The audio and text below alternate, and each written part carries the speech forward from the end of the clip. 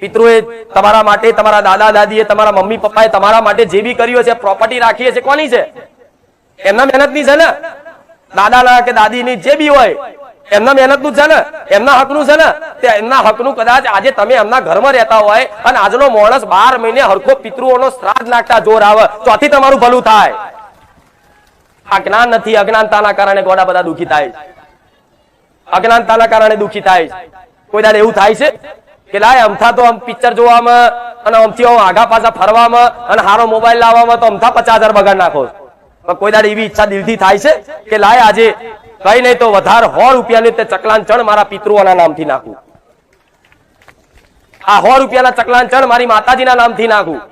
આ 100 રૂપિયાનું દાન, આ 100 રૂપિયાને ગાયને કદાચ પૂરા ગાયને રોટલી કદાચ મારા પિતૃઓના નામથી નાખું. તો જો આટલું કરો તો પિતૃઓના દીવા કરવાની જરૂર, પણ તમારે દીવા જ કરવા છે એટલે હું આલું છું દીવા કરો જાઓ. એ વગર તો માનતા જ નહીં. કઈક વિધિ બતાવો માતાજી. કેવું સીધે સીધું નહીં માનવાનું, કઈક વિધિ બતાવો. અમને કઈક જંતર મંતર કરીને આલે એટલે રાહ જુઓ. હા હા કઈક આલ્યું માતાજી. હા શું ખોટું? પેલા ભુવા તમને પોહાય, મૂળા વાળા, વારણ વાળા. હા શું ખોટું? દોરા ધાગા વાળા. મેં તો કોઈ દોરો ધાગો નહીં બાંધ્યો, કોઈ બાંધ્યો? વારણ કારણ કર્યું, મૂળો વાર્યો, ચોક્યો મારી, કશું કર્યું? કોઈ એવું કીધું કે આ રીતે તમે માતાજીને વ્યવહાર આલજો, આવો આલજો? કોઈ કીધું? અરે હું તો કહીશ તમને ભાવે એ માતાજીને ખવડાવો, એ રાજી છે. એવું તમને જે ભાવે એ માતાજીને ખવડાવો. તમને ભાજી પાવ ભાવતો હોય તો ઘેર ભાજી પાવ બનાવી અને માતાજી આગળ જાઓ કે હે મારી ચામુંડા ભાજી પાવ ખાજે. માતાજી કે હો આટલા વર્ષોમાં પહેલી વાર કોઈ મને ભાજી પાવ ખવડાવે. કેટલી રાજી થાય, થાય કે નહીં? પણ ગોડાઓ આવો ભાવ કોઈ આવતું નહીં. નકર માં સાક્ષાત છે, ઘેર જ છે, ગોડા ઘેર જ છે. એવો વાલ ને એવો પ્રેમ કરશે ને કે તમે આના વગર રહી નહીં શકો. કોઈ એવી ઈચ્છા થાય છે કે લાવો આજે બહુ ગરમી છે, બહુ તાપ પડે છે, તો લાવો આજે માતાજી માટે આઈસ્ક્રીમ લઈ જઈએ. હાસું ખોટું? કોઈ નહીં થતું. હા જો આવું થતું હોય તો માતાજીને કદાચ આઈસ્ક્રીમ તમે ધરાયો હોય ને તો એ માતાજી આઈસ્ક્રીમ ખાધો હોય ભલે વાડકીમથી ઓછો ના થાય. એની જેટલી ઠંડક હોય ને માતાજીના પેટમાં ઠંડક આવી જ હોય. તેની આઈસ્ક્રીમની નહીં, તમારા ભાવની. હવે જો કદાચ એક વખત કોઈએ કદાચ માતાજીને આઈસ્ક્રીમ ખવડાવી દીધો ભાવથી અને માતાજી આઈસ્ક્રીમ ખાઈ લીધો તો તમારા જીવનમાં કોઈ તાપ આવવા દે? અરે ઠંડક જ રાખે. તમારું જીવન, તમારું મન, તમારી બુદ્ધિ, તમારો ગુસ્સો બધું ઠંડુ રાખે. રાખે કે નહીં? પણ આવો ભાવ તો હાલો તો વાલું લાગશે. મારા દીકરાએ આજ કર્યું છે, મારી વસ્તી આજ કર્યું છે. સાચું ખોટું? મારા દીકરો મારી વસ્તી મને મૂર્તિ નહીં માનતા, મને સાક્ષાત માને છે, તો મારા માટે આવું કુલરે મેલ્યું છે મૂર્તિ હોમે. એમાં તે બરફ નાખે ઠંડુ લો તો લો મને મસ્ત મસ્ત ઠંડી હવા આવે. આવે કે નહીં? તમારી માતાના પ્રેમ જોઈએ છે, એની સેવા નહીં કેતા માતાજીની હરખી સેવા પૂજા કરી નથી તમે. એવું કે તમને ત્યાં જોડાવા જાઓ કે ગમે તે, ભાઈ તમારી કુળદેવીની તમે હરખી સેવા પૂજા કરી નથી. સેવા અને પૂજા બે વસ્તુ છે. સેવા એટલે આવી સેવા કે માતાજીનો ફોટો હોય તો રોજ સાફ કરો, એના દીવા ધોવો, એના દીવા રોજ કરો, તેની વસ્તુનો હાચવો, સેવા કરો. મૂળ ટાઈમ એને ભોજન ધરાવો. જે મોટા મોટા પાવાગઢ છે, મહાકાળી માતા કે બહુચરાજી બહુચર માતા, ચોટીલા ચામુંડ માતા, બધા ધામે જઈલા છો ને તો જો માતાજીને કદાચ એના ભોગ ધરાવવાનો ટાઈમ હશે ને ત્યાં પડદા માર દે. ખવડાવે છે ને દ્વારકાધીશ ને કે 56 જાતના ભોજન ધરાવ કરે છે ને, તારે ભગવાન બેહી રહેશે. જેમ કે આ ભાવ આલવા વાળા, ખવડાવવા પીવા સેવા વાળા હોય છે. તમારા ઘેર તમારી માં બેઠી છે અને એક વાર હોમું નહીં જોતા તમે તો શું થાય? ચોથી માતાજી રે રે આ તો ખાલી દીવા કરી હેડ્યો, બસ જોતો નહીં. કોક દર મારી બાજુ 1 મિનિટ નહીં જોયું. સાચું ખોટું? અને જોયું હોય ને તોય તે બસ કઈ કામ હોય તારે જેવું હોય અને એ દીવા કરી મોઢું ચડાઈને મેણા મારીને માતાને કહેતો હોય મારી આટલા દીવા તારા 2 વર્ષથી કરું છું, તું હોમું જોવો છે કે નહીં? શું કામના તારા દીવા? તો માતા એમ કે દીકરા દીવા તું લેવા કરે, મારા દીવાની ખોટ નહીં, મારા જરૂર નથી. એના ભાવ જોઈએ છે, ભાવ. હાલો એક વખત ભાવ આપી જો.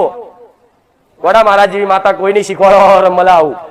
હું માતા કહીશ કશું ફેદવાની જરૂર નથી, કોઈ દાણા જોડાવાની જરૂર નથી. હાલ જે તમે તમારી કુળદેવી તમારી પેઢીઓની માતા હાલ જે પૂજો છો બસ એને પૂજે રાખો, પણ ખાલી તમારી એને પૂજવાની એની તમારી ઉપાસનાની ખાલી રીત બદલી નાખો. જો હું રહું મારી મેલડી એની જવાબદારી લઉં છું. જો 6 મહિનામાં સુખના અજવાળા ના થાય મને જાહેરમાં એને કહેજો.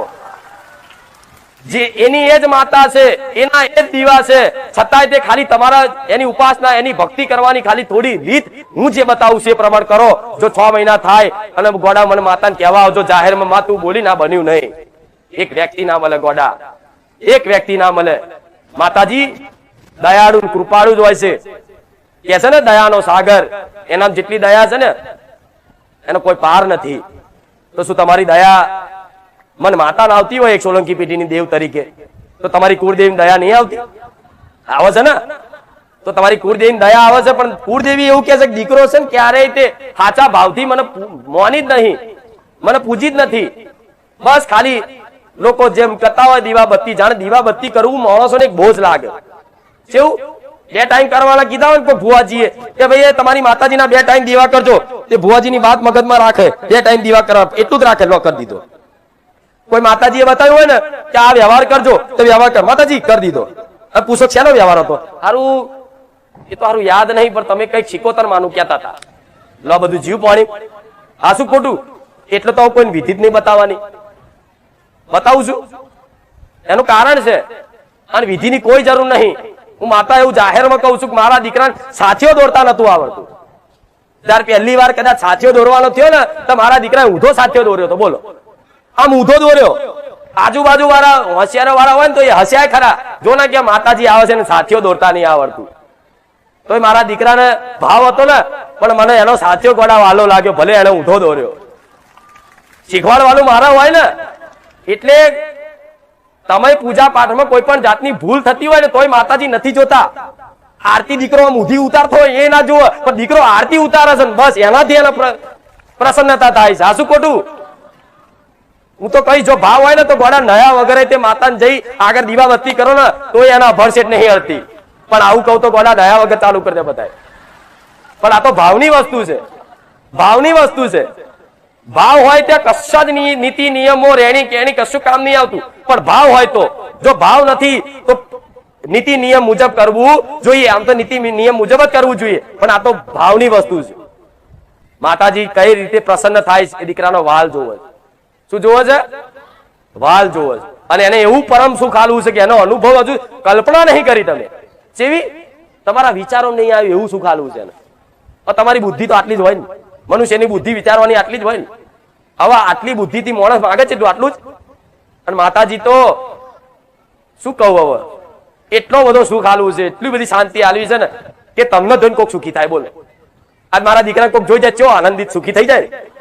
ખાત માડીના દર્શન થઈ ગયા તો વિચારો મારું સુખ કેવું હશે. એના જોવાથી કોઈક સુખી થાય, એના સાંભળવાથી કોઈક સુખી થાય.